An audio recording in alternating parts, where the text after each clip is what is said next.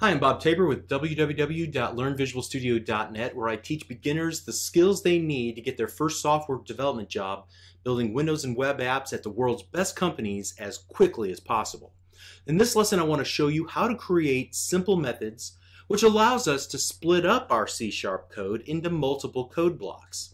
Now, simply put, a method is a block of code that's given a name so that you can call that name, you can execute that block of code from somewhere else. It's one of the basic building blocks for creating larger applications. We'll look at other building blocks a little bit later on, like classes and object-oriented programming a little bit later. Okay, so why would you ever want to split your code up into multiple methods?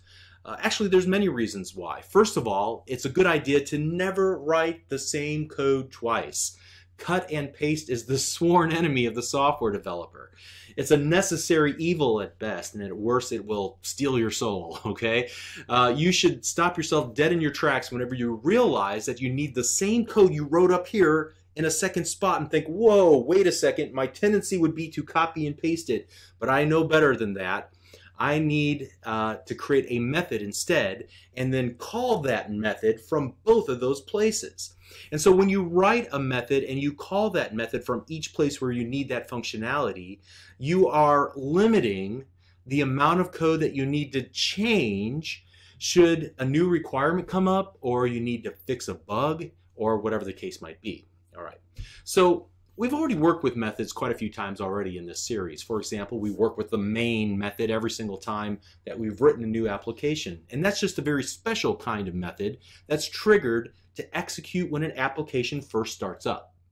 We've also been calling or using methods that were written by Microsoft every single time that we called the WriteLine method or the ReadLine method or the write method or a bunch of others, okay? So let's just exercise this idea. Let's create some of our own methods and learn what we can do with methods and get a good feel for it.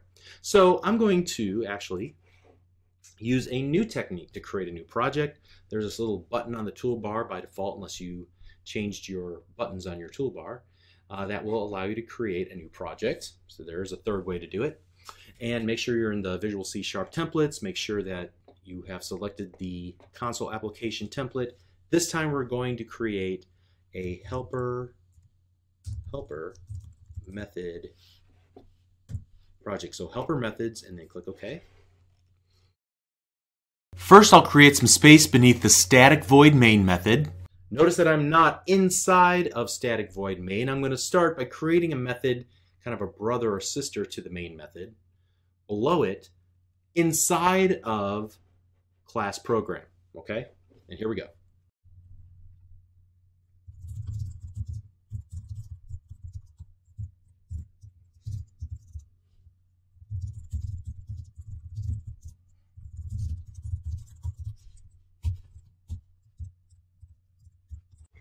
All right, now I'm going to call that method.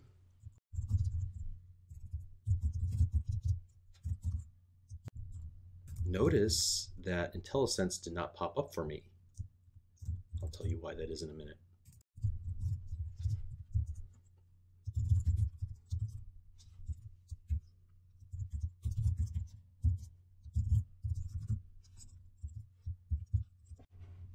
Okay, so as you can see, the example is flawed. We get this red squiggly line. The error says an object reference is required for the non-static field method or property super secret formula. Okay, so I'll fix that issue in just a moment, but let me first explain what I intend for the code to do. So I want to create a custom method and then trigger, or rather call that method in my C# code. It's important to be careful where you write that code. As you see on my screen, as I pointed out and try to make you aware of it right away, you should position the caret before the final two ending curly braces after the ending curly brace for our static void main. Now, I'm going to explain why that's important in an upcoming lesson, but for now just know that you'll get an error if you attempt to run this application. If you were to put that method we created anywhere else in code except inside the program class, okay? So make sure it's in the correct position. So let's deconstruct the code that you see here on my screen. On line number 18, let's start with the word private. It means that it can only be called from within this class. So it's a method, and it can be called, but it can only be called by other methods inside of this class. And that's opposed to public, which will allow it to be called from outside the class. Now, we're encroaching on a discussion of object-oriented programming. I really don't want to do that. That'll take us off in a whole other direction. For now, let's just stick with the keyword private as we create new helper methods. Then the next part, as you can see next to it, is the word string. We know that string is the data type. It's actually the return type for this method. So in other words, when I call this method, I can be guaranteed that it will return back to me a data type of string. All right, more about this in a moment.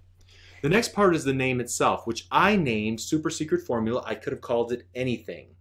And in the next step, we're going to talk about how to execute this method by using the name that we just gave it. Now notice that I use a lowercase s in the word super, but every other word is capitalized. Again, this is a naming convention. We've seen this naming convention before. And a naming convention is simply just a way of writing code that gives a clue to everybody who follows that same naming convention what's going on here. This form of capitalization is called, do you remember? Camel case, right. And it's called camel case because it looks like it has humps like a camel, because every other word after the first word will be lowercase, every other word will have a capital letter. So capital S in secret, capital F in formula, right? And you use camel case to indicate that a method or a variable is private in scope. Again, I don't want to talk about what private and public mean. Just follow this whenever you name your helper methods that are private in scope, and you'll be in good shape, okay? So then, let's see, in line number, looks like 21, I use the keyword return. And this is the command to deliver the results back out to the method to call the code, to the code that actually called it. So in this case, we're returning back a literal string, hello world. Now, admittedly, this is a very simple example. Ideally, we would have really done some super secret formulas, some really cool stuff in this method. I wanted to keep it simple. But imagine having, a dozen lines, 2 dozen lines that perform some calculation. I have a friend I'm doing some work with that actually a client who is creating application for finance, and he has dozens and hundreds of methods that do different financial calculations. Okay, so that would be a good example of being able to encapsulate or put that logic in one spot and then be able to call it from a lot of different places. In this case, it's a little bit puny. We're only returning a string. Okay, enough apologies. So again, a method is just a code block with a name, and we're going to use that name, Super Secret Formula, to tell that code block to execute. And since this method returns a string, we would expect one of the last lines of code to use the return keyword. In this case, the return keyword sends back the literal string, hello world, to the code that called this method by name. So back in the main event, we're going to call our new helper method. And when we do, we would expect to receive that string, hello world, and set that my value variable to the value hello world. That's returned by calling Super Secret Formula, right? So as you can see, I'm declaring and initializing that value or that variable in one line of code. So line 14, let's see, yeah, line 14 then simply takes that value from the variable, my value, and passes it to the console.writeLine method. But as you can see, as I mentioned before, we're simply not finished because the red squiggly line prompts us to look at the error list. I guess we can bring that up by going here, like so, or I think we can just view it from the view menu, but we'll just find it this way. An object reference is required for the non-static field method or property helper method.program that super secret formula. Okay, so what is the problem? Admittedly, that error message isn't very beginner friendly. Rather than explain the problem and the solution at this very moment, what I'm going to do is just go back to my code. Let's get rid of the error. Okay, and what I'll do is just add the keyword static here. All right. All right, so I'm going to explain the static keyword and its importance later in the series of lessons. I'm afraid it would be lost on you at this moment. We'll talk about classes and creating objects and creating instances versus static a little bit later. All right, so now if we start the application, we should see the phrase "Hello World" pop open in our console window. All right, the example again is super simple, but the concept is powerful. We can offload certain operations to other methods to organize and reuse our code or our logic. Furthermore, these helper methods can in turn call other helper methods and so on. Again, this example is simple, but the concept behind it is very powerful, and it's a crucial step towards building more complex applications. All right, so let's improve our helper method to make it a little bit more flexible and useful by allowing it to accept an input parameter. So when we create our methods, we can choose to accept 0 input parameters or 1 or many input parameters. And then in the body of the method, we would use the values that are passed into the input parameters to do something meaningful. In our case, again, we're going to keep it simple because this is a short video. We'll just accept a single input parameter, and then we'll use that to append to the end of that literal string "hello world." So it'll be real simple, and we'll just do this. In fact, I'm not even going to comment out this first one. I'm just going to go private static string super secret formula. And I'm going to create an input parameter called name. It'll be of type string. And here I'm going to return, oh, what is this? String.format hello. And then we've seen this string replacement code before. That shouldn't be new. Great. Now let's go up here to where we call super secret formula, and I'm going to pass in the literal string world. Okay, back here, exclamation mark there. Okay, so hopefully you can see what this is going to do. It accepts an input parameter of type name, and we're going to pass the string world into our super secret formula method so that it can be combined with the word hello and the exclamation mark and returned back and assigned to my value. Okay? Now it's a little convoluted, and again, this is a really absurd example, but I just wanted to show you how you can create an input or define an input parameter and then send data into the input parameter. All right. And admittedly, I got pretty fancy here with this replacement stuff and with the string.format and all that business. I could have simply done return hello plus name semicolon. All right, just a different way to do things. We'll look at that string.format a little bit later. All right, so let's go ahead and run the application, and we can see we get the results hello world again. All right, so furthermore, we can reuse this method anytime that we need this functionality. In this mundane example, I doubt we'd really ever find much benefit from it. But again, the concept is that we can send new inputs and reuse the functionality of that method throughout the application. So let's just to prove this, let's just go ahead and show that. Now, if I wanted to, in another part of my code, say hello sunshine, now I don't have to rewrite all of this code that I wrote, just one line, but what if it was a dozen lines or 24 lines of code? I wouldn't need to repeat it. I can just call super secret formula, pass in a new input variable, an input parameter to change or modify what happens in the body of that method. Okay, great. All right, so now to push this idea forward, you can see that we have created two methods with exactly the same name. And Visual Studio didn't complain about that. We didn't get a compilation error. And furthermore, we were able to use both versions. So for example, now if I just wanted to use the first version, I would just remove the input parameter to see hello world, and then I can add sunshine back in to use the second version of the method. All right. And the reason is because when I added a second method with the same name, but a different method signature, I created an overloaded version of the method. So simply put, you can create multiple versions of the same method, each accepting a different number and or a different data type of parameters.